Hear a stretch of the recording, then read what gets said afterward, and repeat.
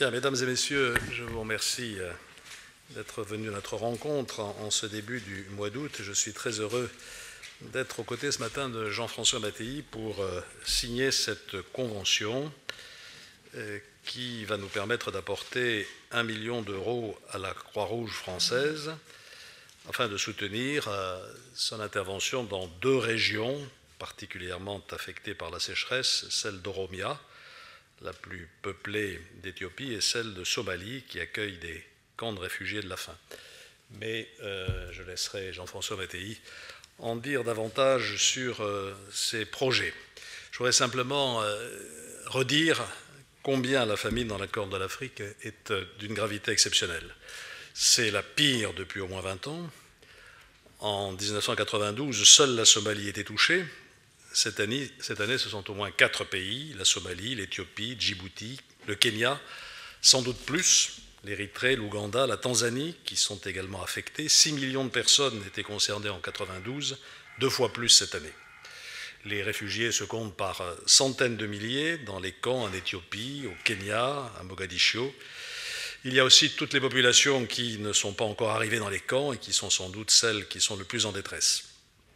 Cette famine, elle est due bien sûr à des sécheresses récurrentes, à des événements plus difficilement prévisibles, une saison des pluies particulièrement mauvaise au printemps. Surtout, plusieurs des régions concernées sont difficilement accessibles, la Somalie, la région de l'Ogaden, tout simplement parce que, dans certaines d'entre elles en tout cas, en Somalie, la guerre fait rage.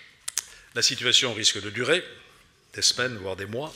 Il y a l'urgence extrême, mais il y a aussi un travail de plus longue haleine à entreprendre pour reconstituer les troupeaux et relancer les cultures. Je voudrais signaler que la France s'est mobilisée tout de suite. Elle a réagi vite, d'abord en débloquant une aide bilatérale de 30 millions d'euros, ce qui, dans la période de contraintes budgétaires que nous connaissons aujourd'hui, est très significatif. Le ministre de l'Agriculture, Bruno Le Maire, s'est rendu sur place il y a 2 semaines.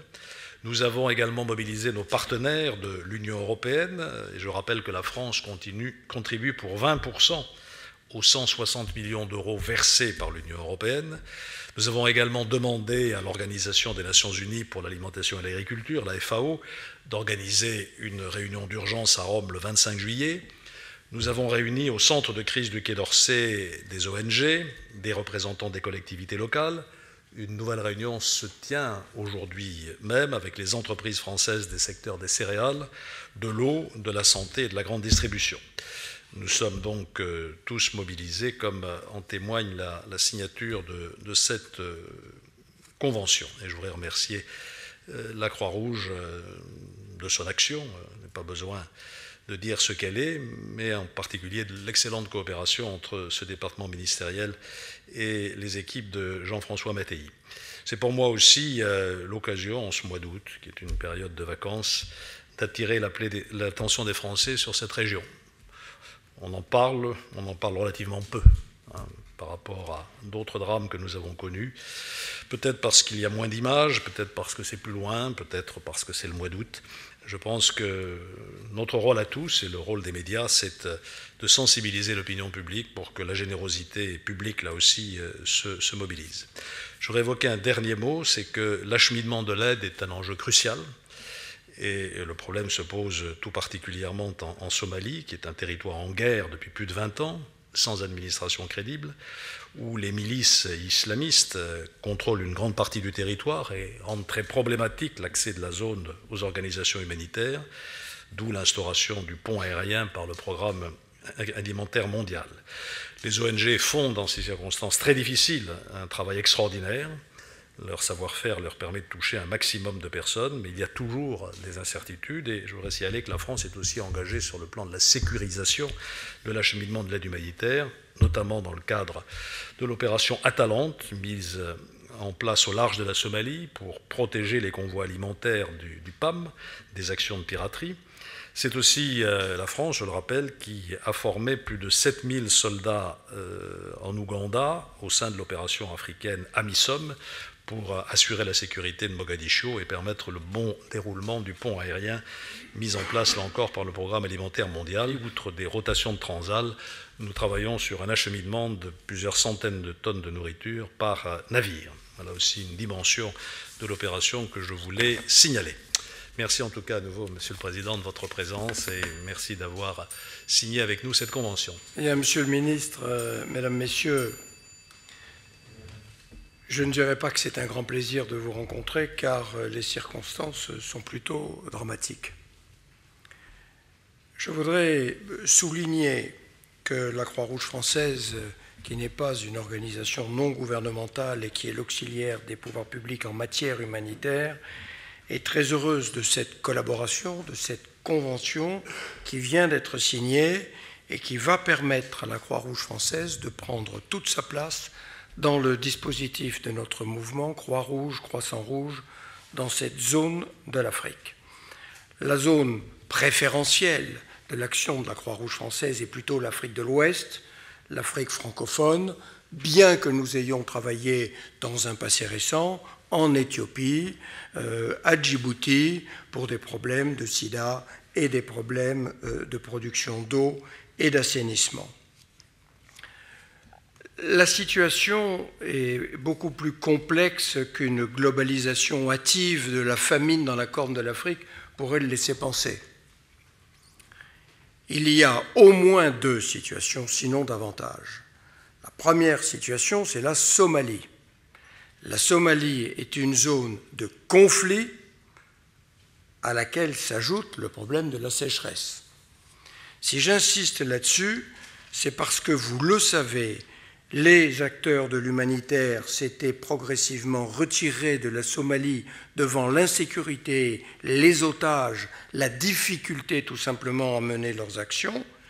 Pour le mouvement Croix-Rouge, et d'après les statuts de notre mouvement, c'est le Comité international de la Croix-Rouge qui a compétence pour intervenir en Somalie. C'est lui qui le fait, comme il le peut, pour tenter d'acheminer, de garantir l'authenticité des distributions dans un pays dont on sait combien les dangers de détournement sont grands.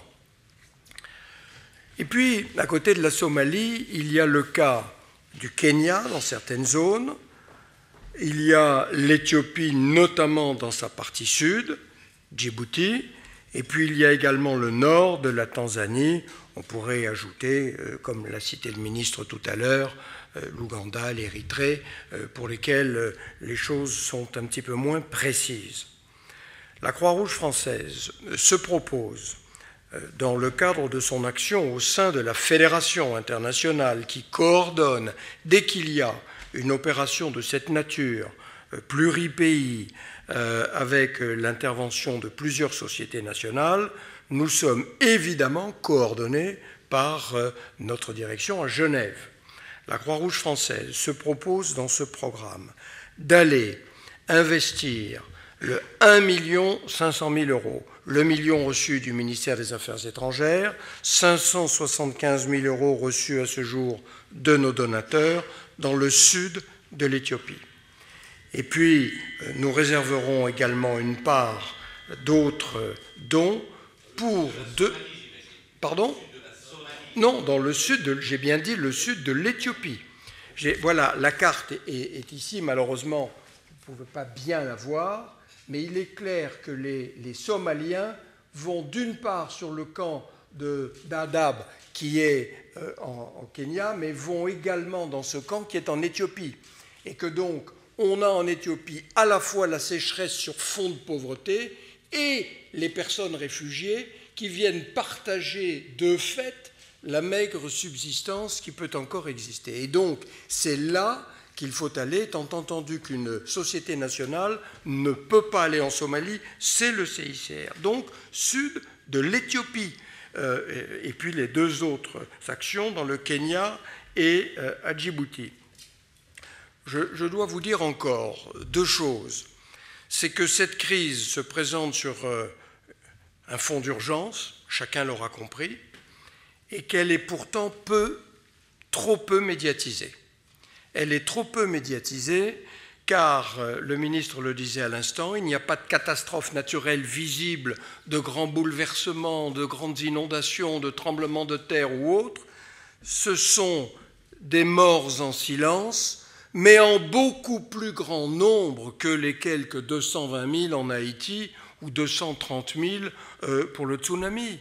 Ce sont des dizaines de milliers et des centaines de milliers d'enfants notamment qui sont menacés de mourir sans que personne presque s'en rende compte. Et donc il est capital, même s'il y a des difficultés pour les médias de l'image à avoir des images témoignant de ce qui se passe sur le terrain, il faut en parler pour sensibiliser l'opinion.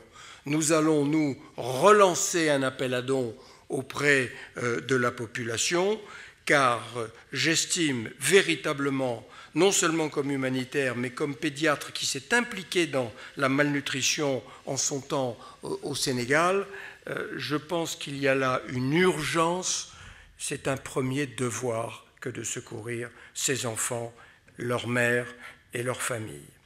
Voilà les quelques mots que je voulais vous dire. Naturellement, il ne faut pas s'imaginer que tout va cesser après 6 mois, durée pour laquelle nous nous engageons aujourd'hui. Après, il faudra tenter de rétablir un équilibre le moins précaire possible sur des conseils de nutrition, sur la gestion des stocks, la gestion des semences, sur l'irrigation et sur le maraîchage familial pour en revenir à des cultures vivrières qui permettent la survie, la subsistance. Pour terminer sur notre expérience, nous sommes arrivés en Afrique de l'Ouest en 2005, au moment de la sécheresse qui a sévi notamment au Niger, en Mauritanie, au Mali et au Tchad. Nous avons traversé la période d'urgence, nous y sommes toujours, avec des résultats satisfaisants, mais nous n'avons pas encore fini notre mission. C'est pour vous dire qu'au-delà de l'urgence, nous nous engageons dans une action humanitaire durable.